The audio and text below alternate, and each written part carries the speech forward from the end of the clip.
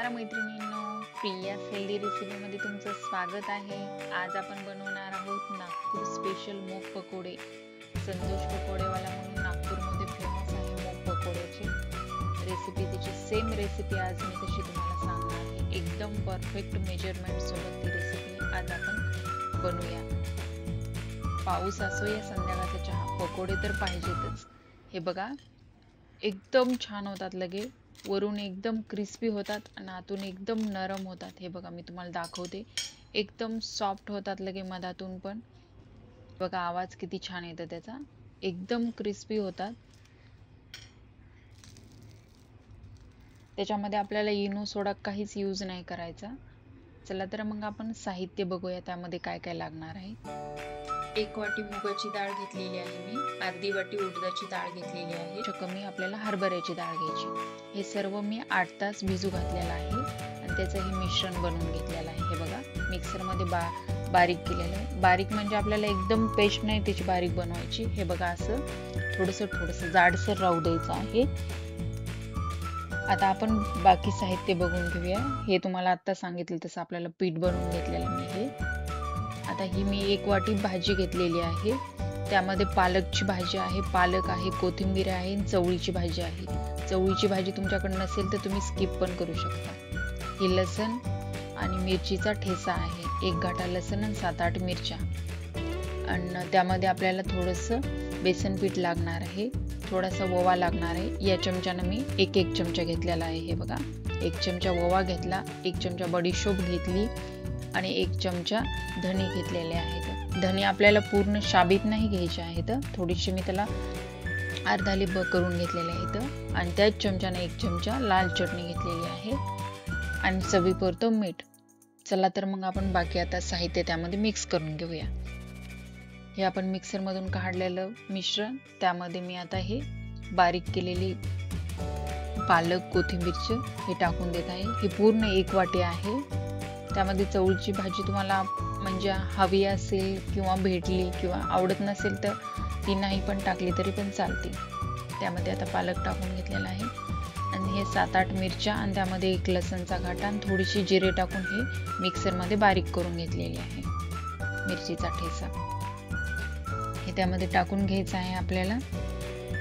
त्यानंतर आपण त्यामध्ये धणे टाकत आहोत।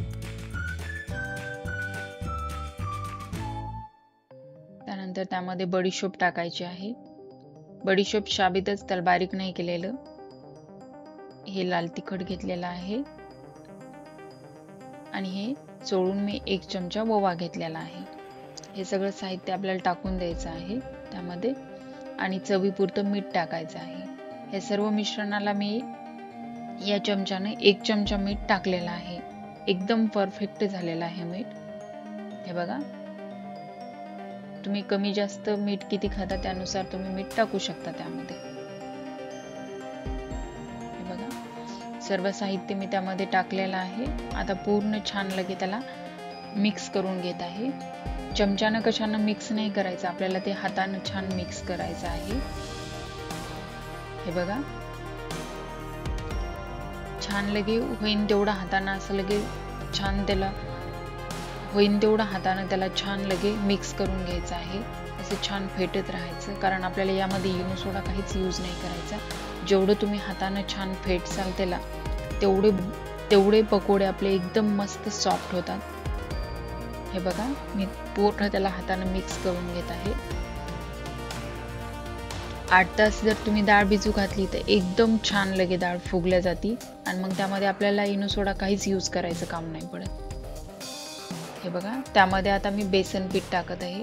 अगदी 2 चमचे बेसन पीठ आपल्याला यामध्ये यूज करायचं आहे, जास्त नाही बेसन पीठ टाकायचं। हे थोडंसं मिश्रण थोडंसं पातळच राहतं, म्हणजे जास्त आपले घरचे दुसरे पकोडे बनवतो किंवा भजे बनवतो घरी तर ते थोडंसं घट्ट राहतं, हे जास्त थोडंसं असं पतलंच राहतं।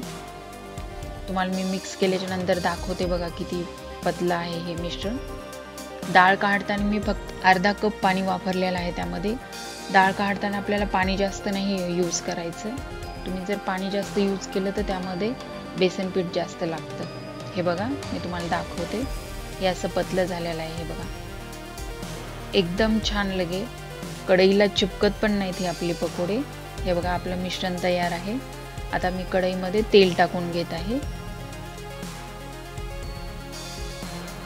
हे बघा तेल गरम होऊ द्यायचं आपल्याला छान। पहिल्यांदा चांगलं कडक तेल गरम करून घ्यायचं आहे, नंतर मग मध्यम गॅसवर पकोडे आपल्याला हे करायचे आहेत, काढायचे आहेत। हे बघा तेल आपलं गरम झालेलं आहे। आता मी त्यामध्ये पकोडे काढून घेत आहे। हे बघा किती छान एकदम मस्त लगे कडक तेल झालं पहिल्यांदा की त्यामध्ये पकोडे काढायचे आणि थोडंसं मग मध्यम गॅस ठेवायचा, म्हणजे एकदम फुल गॅस केला की मधामध्ये कच्चे राहतात। थोडासा मध्यम गॅस केला की एकदम वरून क्रिस्पी होतात आणि मधातून एकदम नरम होतात। हे बघा त्यामध्ये मी पकोडे टाकून घेत आहे।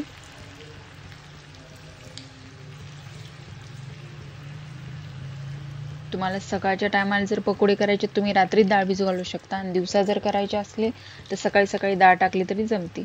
7-8 तास डाळ भिजू द्यायची आपल्याला। हे बघा मी तुम्हाला दाखवते, कढईला चिपकत नाही तर काहीच नाही। ते हे बघा एकदम छान लगे एकदम वरी आले थोडेसे पकोडे की आपल्याला मग त्यामध्ये चमच्याने त्याला हलवायचं आहे। हे बघा एकदम छान लगे सोनेरी रंग येऊस तर मस्त आपल्याला त्याला तळून घ्यायचं आहे।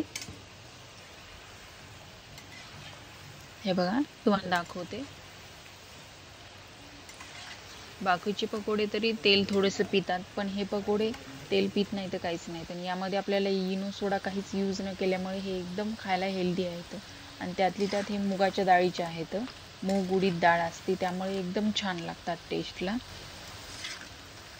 हे बघा दाखवते तुम्हाला किती छान होतात, एकदम छान लगे सोनेरी रंग मस्त लगे येतं त्याला, खाली कढईला चिपकत पण नाहीत। हे बघा मी तुम्हाला दाखवायले,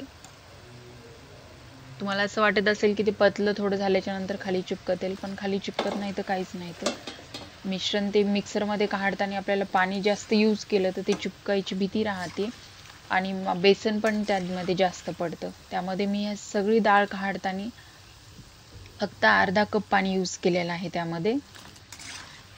हे बघा आता मी काढून घेत आहे ते।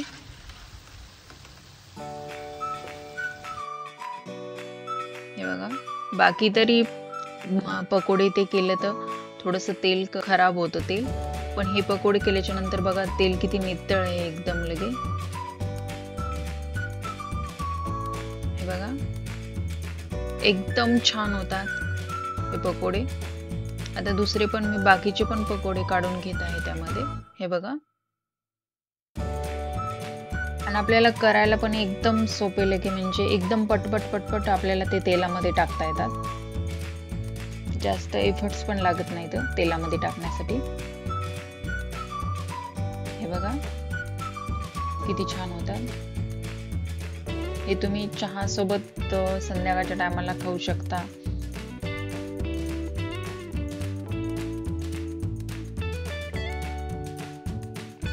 नागपूरमध्ये फेमस याच्यासोबत पुदिन्याची दह्याची चटणी राहते, इमलीची चटणी राहते। हे बघा बाकीचे पण मी पकोडे कसे तळून घेतले।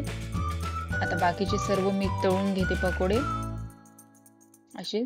हे बघा किती एकदम क्रिस्पी होतात, मी पहिल्यांदा तुम्हाला दाखवलं तसं एकदम छान लगे,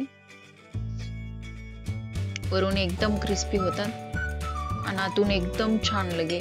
फक्त गॅस जास्त फुल नाही करायचा, फुल केला तर मधामध्ये कच्चे राहतात मग ते, कारण की आपण हे पीठ थोडंसं जाडसर काढलेलं राहते मिक्सर मध्ये, म्हणून जास्त फुल गॅसवर नाही तळायचे आपल्याला। हे बघा एकदम छान होतात लगे पकोडे।